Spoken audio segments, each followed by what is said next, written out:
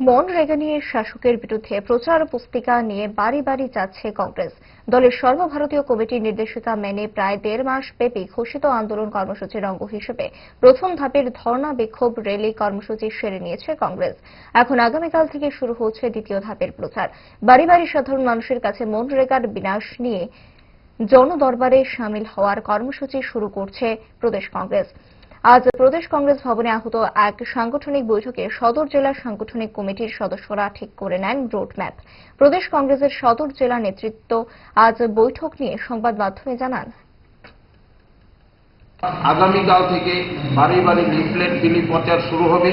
আগামী ২৬শে জানুয়ারি প্রত্যেক পঞ্চায়েতে এবং প্রত্যেক মিউনিসিপ্যাল ওয়ার্ডে আমরা মনরেগা বাঁচাও কমিটির যে রেজুলেশন তৈরি হবে এবং স্বাক্ষর গণস্বাক্ষর তৈরি হবে, এই স্বাক্ষর দিল্লিতে প্রেরণ করা হবে এবং পাশাপাশি আগামী ২৬শে জানুয়ারি সমস্ত জায়গায় মিটিং হবে, সমস্ত পঞ্চায়েত ব্লকে, এবং কন্টিনিউয়াস প্রসেস আমাদের লিফলেট বিলি চলবে। পাশাপাশি আমরা আগামী ৩০শে জানুয়ারি আমাদের রাজ্যে মহাত্মা গান্ধীর যে প্রয়াণ দিবস উপলক্ষে আমরা সমস্ত জায়গায় একটা ব্লক কমিটির সভা হবে এবং রেজুলেশন হবে ব্লক কমিটির পক্ষ থেকে।